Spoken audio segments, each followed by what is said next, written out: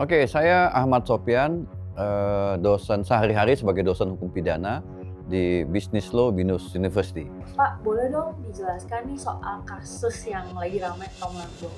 Perihal ini pandangan Bapak seperti apa ya? Karena mengingat di sini mens rea-nya tuh nggak ditemukan.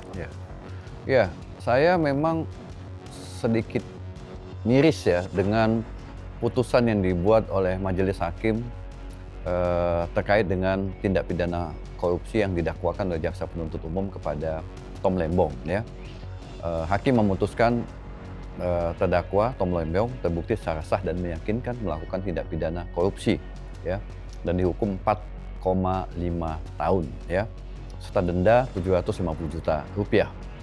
Nah, yang jadi masalah adalah ketika memutuskan sebuah tindak pidana terbukti secara sah dan meyakinkan, itu tidak hanya didasarkan pada perbuatan, ya, atau dalam bahasa hukum disebut dengan aktus serius. Tidak hanya berdasarkan perbuatan itu terbukti, ya, melawan hukum, tapi juga harus dipertimbangkan apa yang disebut dalam doktrin hukum pidana adalah mens rea atau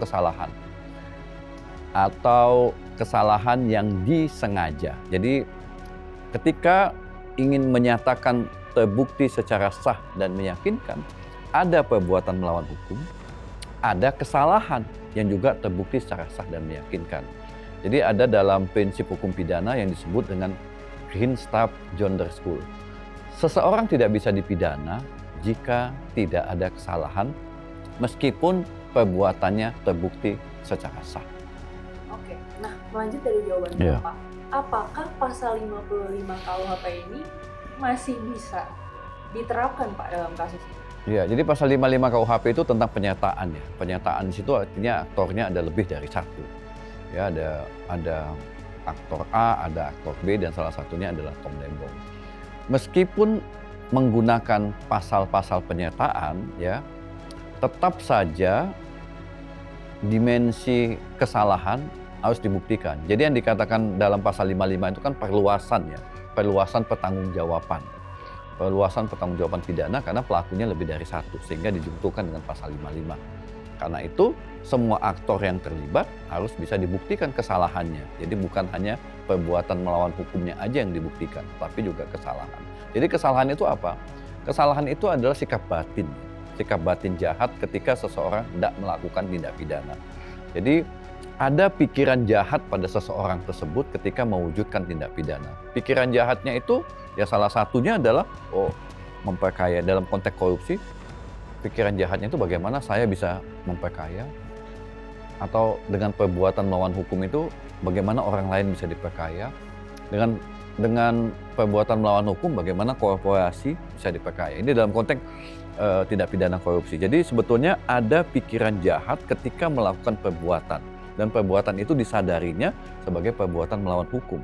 Jika ternyata ketika dia melakukan perbuatan itu tidak ada pikiran jahat, misalnya saya membuat kebijakan supaya tata niaga gula bagus gitu ya, supaya harga gula di dalam negeri bisa dikendalikan, kan itu sikap batin dia. Jadi itu bukan sikap batin jahat. Karena itu bukan sikap batin jahat, berarti minus mens rea atau kulpabilitas dalam tindak pidana sebagaimana yang didakwakan. Patut dipertanyakan ya Pak ya? Iya. Oke, nah dari sudut pandang hukum pidana dan keadilan sosial nih Pak, bagaimana Bapak menilai vonis ini? Apakah menciptakan presiden buruk atau bagaimana? Iya, di samping soal kulpabilitas ya, yang memang di dalam pertimbangan hukum hakim tidak begitu konkret disebutkan, dimensi lain adalah tentang pertimbangan perbuatan melawan hukum, ya. Jadi pertimbangan perbuatan melawan hukum yang dinyatakan oleh hakim, keputusan yang dibuat oleh Tom Lembong itu tidak didasarkan pada rapat kabinet, ya. Jadi keputusannya dianggap sebagai keputusan menteri tanpa berkoordinasi dengan menteri-menteri lain. Ini kan berbahaya ya menurut saya. Yang kedua, yang dikatakan perbuatan melawan hukum itu harusnya dalam konteks hukum pidana, ya. Yang kita lihat di dalam persidangan itu yang banyak diperdebatkan adalah hukum administrasi negara. Jadi perbuatan melawan hukum yang dimaksudkan dalam Undang-Undang Tipikor pasal 2 dan pasal 3 itu adalah perbuatan melawan hukum dalam konteks hukum pidana. Bukan hukum perdata atau hukum administrasi negara. Jadi namanya perbuatan melawan hukum sebagaimana diatur dalam pasal 2 dan pasal 3 itu banyak dimensinya. Tetapi yang dipertimbangkan oleh hakim adalah sangat administratif perbuatan melawan hukum itu. Jadi administratif sehingga dianggap terpenuhilah perbuatan melawan hukum dalam konteks formil sebagaimana diatur di dalam pasal 2 dan atau pasal 3 Undang-Undang Tipikor. Perihal cara hakim melihat itu, Pak, maksudnya administratif sekali gitu. Kalau misalkan ini terus berlanjut, peran ini terus berlanjut, apa potensi bahayanya, Pak? Ya harusnya gini ya, ada tafsir yang lebih jelas ya. Jadi dalam ajaran melawan hukum, dalam konteks hukum pidana itu ada melawan hukum dalam arti material dan dalam arti formil.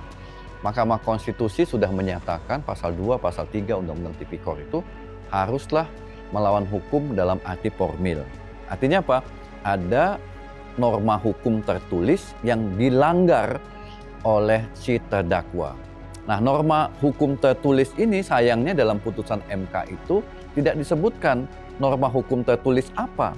Tetapi dalam konteks hukum pidana harusnya norma tertulis yang dimaksudkan itu adalah norma tertulis hukum pidana.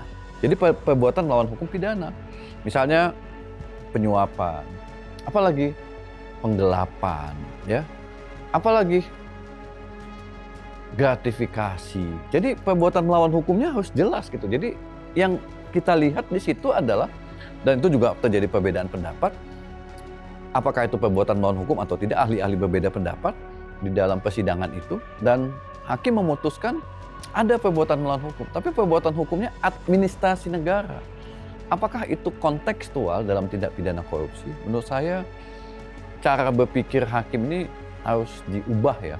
Jadi perbuatan melawan hukum yang dimaksudkan di dalam Undang-Undang Tipikor itu adalah perbuatan melawan hukum dalam dimensi hukum pidana, bukan dalam lapangan hukum perdata, dan bukan dalam lapangan hukum administrasi negara.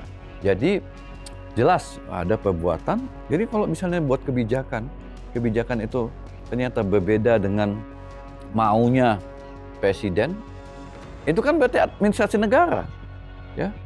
Administrasi negara atau kebijakan itu ternyata tidak diputuskan dalam rapat kabinet, lalu dianggap sebagai perbuatan melawan hukum.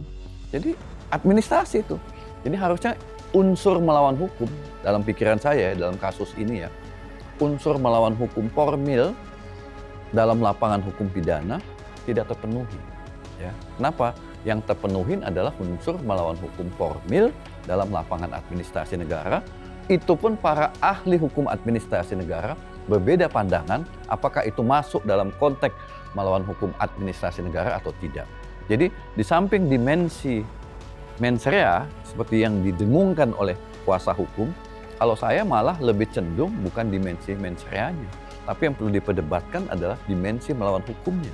Karena tidak memenuhi kualifikasi di melawan hukum dalam lapangan hukum pidana, tetapi dalam lapangan administrasi negara, dan para ahli hukum administrasi negara berbeda pandangan, sehingga menurut saya Majelis Pengadilan Tinggi harus melakukan koreksi terhadap pertimbangan hukum hakim di pengadilan negeri yang memutuskan Pemlembong ini secara sah dan meyakinkan melakukan tindak pidana korupsi.